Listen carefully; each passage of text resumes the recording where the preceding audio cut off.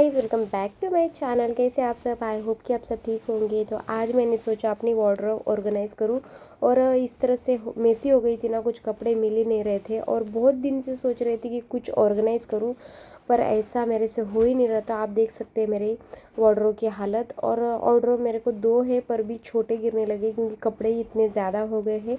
और पहले तो मैंने सोचा इस सारे कपड़ों को मैं बाहर निकाल लूँ, तो इससे क्या होगा, सब कपड़े बाहर निकालने से पहले तो अलमारी साफ़ हो जाएगी और बाकी के जो कपड़े रखने में भी हेल्प हो जाएगी। मैंने कुछ ऑनलाइन ऑर्गेनाइज़र भी मंगवाए जो कि आपको आगे दिखेंगे ही, और उससे भी सारे ऑर्गेनाइज रखने में हेल्प होगी। और पहले तो मैंने साड़ी जो है मेरी वो निकाल ली।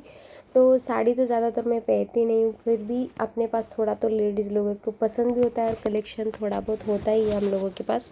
तो मैंने सारे कपड़े जो है बाहर निकाल लिए। और यहाँ अभी दिवाली की साफ़ सफाई तो हम लोग सभी कर रहे हैं, तो मैंने सोचा इसकी भी अच्छे से क्लीनिंग कर लूँ, क्योंकि हमेशा ऐसे होता है कि बस हम ऊपर ऊपर से साफ़ करके रख लेते हैं। तो यहाँ मैंने पूरा डीपली क्लीन करने का आज सोचा है। यहाँ मैंने पहले तो एक लिक्विड से मैंने कपड़ा लेके अच्छे से पोछा मार लिया था। और आपको अगर लिक्विड नहीं लेना तो आप दूसरा भी कुछ भी ले सोल्यूशन लेके आप इस अलमारी को अच्छे से साफ़ कर सकते हैं। मेरी अलमारी नहीं है इसलिए गंज वगैरह नहीं खाई है, तो उतना मुझे कुछ अच्छे से उतना गंज वगैरह का डर नहीं है। तो भी मैं कभी कभी पेपर वगैरह भी नीचे जो बिछा लेती हूँ। और ग्लास वगैरह तो रोज़ बच्चा विहान छूता ही, इसलिए थोड़ा गंदा हो ही जाता है, तो भी मैं 8 दिन में एक बार साफ़ कर ही लेती हूँ। तो यहाँ मैंने पूरा अच्छे से यहाँ ग्लास वगैरह क्लीन कर लिया है। और ये आप देख सकते हैं कितना सारे कपड़े हैं जो मुझे अभी रखने हैं। और ये पहले तो मैंने सोचा पहले इसको नीचे ही मोड़ लूँ, फिर रखना इजी हो जाएगा मेरे लिए। तो ये जो ऑर्गेनाइज़र है साड़ी रखने के लिए बेस्ट है। इसमें 7-8 साड़ी तो इजीली आ जाती है। और इसी तरह से आपको क्लॉथ वाले अभी नए नए ऑर्गेनाइज़र भी साड़ी रखने के लिए आ रहे हैं, और जो कि थोड़ा कॉस्टली है, पर आपकी साड़ी जो है सेफ भी रहेगी। ये भी कपड़े का ही है तो अच्छा है, इसमें साड़ियाँ वगैरह ख़राब नहीं होती है। तो ये मैंने 3 का सेट आया था मुझे, जो कि बाकी मैंने एक ही यूज़ किया है, बाकी दूसरे सामान मैंने रख दिए। तो मैंने सोचा इस बार अलग कुछ फोल्ड करें जिससे कि साड़ियाँ ज़्यादा भी आए और निकालने में भी इजी हो। तो इस तरह से मैंने फ़ोल्ड करके साड़ी रखी है। धूप तो एक बार दिखा दी थी मैंने सारी साड़ियों को, जिससे कि ख़राब वगैरह नहीं होगी इसीलिए। तो इस तरह के फ़ोल्डर बहुत ही अच्छे होते हैं और कपड़े रखने के लिए भी बहुत ज़्यादा इजी होते हैं। और जो साड़ी हमको चाहिए होती है वो इजीली मिल भी जाती है। तो मैंने तो सारी फ़ोल्ड करके अच्छे से इसमें जमा दी है। और दिवाली में भी ऐसा हम अच्छे से इजीली हो जाते हैं, नहीं तो बाकी टाइम तो हमको टाइम नहीं मिलता है, बस आज करूँ कल करूँ ऐसे ही हो जाता है। तो मैंने सारी जो साड़ियाँ हैं अपनी इसी तरह से कॉटन की जो है इस क्लॉथ में रखी। इसमें ख़राब वगैरह होती नहीं है जल्दी से, और आप भी ऐसे करते होंगे। और जो मेरी मार्बल की जो साड़ी, नेट की साड़ी जो है मैंने एक कपड़े में रखी। ज़्यादा तो कलेक्शन नहीं है मेरे पास, थोड़ा बहुत है, वही मैंने सोचा अच्छे से रखूँ। और बाकी जो नेट की और जो नई साड़ी ली थी मैंने वो मैंने अलग से रखा। और भी मैं इस तरह के ऑनलाइन मंगवाने का सोचा है जिससे कि साड़ी है वो ऑर्गेनाइज भी रहे और अच्छे से टिकी रहे। और इस तरह से रखने से आपकी जो साड़ियाँ ख़राब जल्दी से होती नहीं है।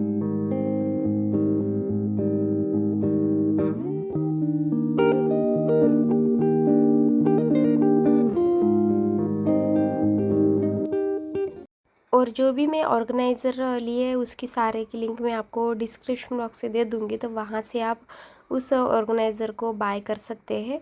और आपने जो कपड़े हैं बहुत ज़्यादा ऑर्गेनाइज रहते हैं, इस तरह से ऑर्गेनाइज हम रखें तो। और मेरा वार्डरोब उतना भी बड़ा नहीं है जिससे कि कपड़े जो है रखने में थोड़ा मुश्किल तो होता ही है। और मेरी बाकी की जो साड़ियाँ हैं मैंने हैंगर में टांगने का सोचा, जो कि मैं ज़्यादातर पहनती नहीं हूँ और बस ऐसी ही पड़ी पड़ी रहती है, तो इसलिए इस तरह से हैंगर में ही रखा मैंने।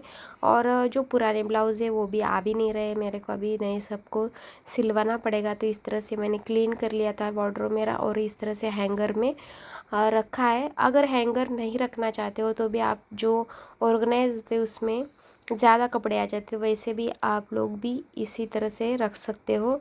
और साड़ी रखने के बाद आती है ब्लाउज़ों की बारी, तो ब्लाउज़ भी मैंने बस मोड़ के इसी तरह से रखे जो कि आ नहीं रहे थे, इसीलिए मेरे को तो जो नए वाले जो सिल्की ब्लाउज़ है मैंने अलग रखे और जो कॉटन के वो भी अलग रखे, जिससे कि निकालने में भी इजी हो और जो पुराने हो वो भी पता चले। और जो पेटीकोट्स है और शेपर्स है वो भी मैंने अलग से रखे। तो सेक्शन वाइज रखने से क्या होता है, जल्दी से कपड़े मिल भी जाते हैं और हमको कहीं अर्जेंट जाना हो तो जल्दी से निकल के भी आते हैं। तो मैं तो ऐसे ही करती हूँ, बस जो जो अलग कपड़े रखना है वो अलग रख लेती हूँ और वो जो पहनना है वो कपड़े मैं ऊपर रख देती हूँ, जिससे कि मिलते भी इजी से है। और ये मैंने ऑर्गेनाइज़र मंगवाए थे ऑनलाइन, इसकी भी लिंक मैं आपको डिस्क्रिप्शन बॉक्स में दे दूँगी। तो ये बहुत ज़्यादा हेल्पफुल होता है और इसका कॉस्ट 400 या 450 में आपको आ जाएगा। तो मेरे जो भी एथनिक वेयर है वो मैं इसमें रखने वाली हूँ। तो मैंने जो एथनिक वेयर है मेरे, जो मैं कभी कभी वेयर करती हूँ, वो इसको अलग से फ़ोल्ड किया और इसी बॉक्स में मैंने रखा।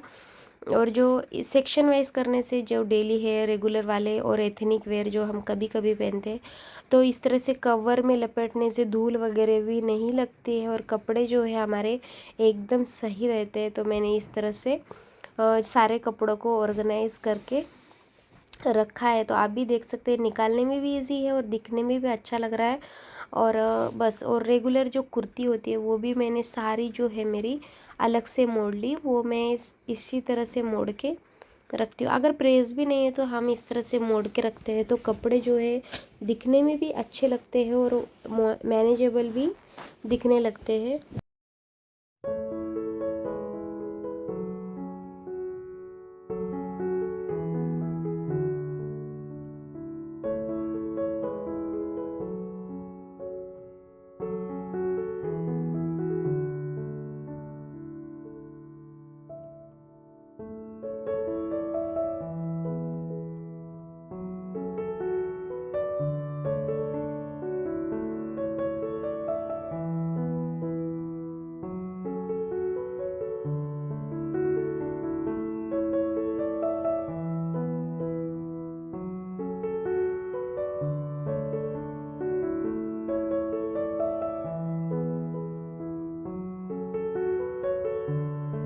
मेरे जो भी जीन्स वगैरह है मैंने इस तरह के ऑर्गेनाइज मंगवाया था, जिससे कि जीन्स वगैरह अच्छे से आ जाती है और निकालने में भी बहुत ज़्यादा इजी है। तो ये भी आप मंगवा सकते हैं, जो कि बहुत ज़्यादा हेल्पफुल होता है। और कपड़े हम एक के ऊपर रखे तो जो बीच में के जो कपड़े हैं वो मिलते ही नहीं हैं। तो मेरा तो ऐसे होता है, कपड़े जब मैं एक के ऊपर एक रख रही तो जो मिलते भी नहीं और अच्छा भी दिखने को भी मेसी मेसी ही हो जाते हैं। और हमको वही वही काम बस 8 दिन में एक बार ऐसे ही करना पड़ता है। तो इसलिए मैंने इस तरह से ऑर्गेनाइज़र मंगवाए थे, जो कि बहुत ही ज़्यादा हेल्पफुल हो रहा है मुझे। और तो बाकी के जो सारे कपड़े मैंने मोड़ लिए थे और आप देख सकते हैं इस तरह से मैंने सारे जो कपड़े अपने लगाए और कुर्ती भी अलग अलग सेक्शन में रखी है। बहुत ही ज़्यादा अच्छा लग रहा था, अभी ऑर्गेनाइज भी लग रहा था मेरा वार्डरोब। और पर्स मैंने सोचा ऊपर रखूँ, पर बाद में बहुत ज़्यादा स्पेस ले रहा था, इसलिए मैंने नीचे ही रख दिया उसको। और इस तरह के बॉक्स भी मैंने मंगवाए ऑनलाइन, जो कि 550 में कुछ 3 मिले थे मुझे। और इस तरह के ड्रेसेस वगैरह रखने के लिए बहुत ही ज़्यादा यूज़फुल हुआ, क्योंकि हम जब अलमारी में इस तरह से रखते नहीं हैं तब सारे जो कपड़े वो नीचे भी गिर जाते और मिलते भी नहीं थे मुझे। तो मैंने इस तरह के वार्डरोब ऑर्गेनाइज़र बहुत ही ज़्यादा हेल्पफुल हुआ मुझे। और मैंने सारे जो मोड़ के इस तरह से रखे हैं तो निकालने में भी आसानी होती है और जो कपड़े हैं वो भी दिखते हैं तो पहनने में भी आते हैं। तो इस तरह से मैंने रखा और बाकी के सारे कपड़े मैंने सब मोड़ के रख दिए, जो एथनिक वेयर है और कुर्ती है और जो डेली वेयर के कपड़े हैं। बच्चों के कपड़े तो मैं पुरानी अलमारी जो है मेरी उसमें ही रख देती हूँ, जो कि डेली वेयर के। और ये सिर्फ नए कपड़े की अलमारी है, तो नए कपड़े सारे मैं इस तरह से रख दिए। और आप देख सकते कितना मैनेजेबल लग रहा है। आप भी इसी तरह के ऑर्गेनाइज़र यूज़ करके अपनी अलमारी को ऑर्गेनाइज रख सकते हैं। और सारे की लिंक मैं डिस्क्रिप्शन बॉक्स में दे दूँगी, तो वहाँ से आपको बाय करने में भी इजी होगा। और आपको मेरा वार्डरोब टूर अगर देखना है तो मुझे कमेंट करना, तो ज़रूर मैं आपके साथ शेयर करूँगी कि मैंने किस किस जगह पे क्या क्या चीज़ें ऑर्गेनाइज रखी है और कैसे रखी है। तो आई होप सो कि आज का वीडियो आपको अच्छा लगा होगा। अच्छा लगा तो लाइक शेयर सब्सक्राइब कर देना। मिलते हैं नेक्स्ट वीडियो में, तब तक के लिए बाय बाय।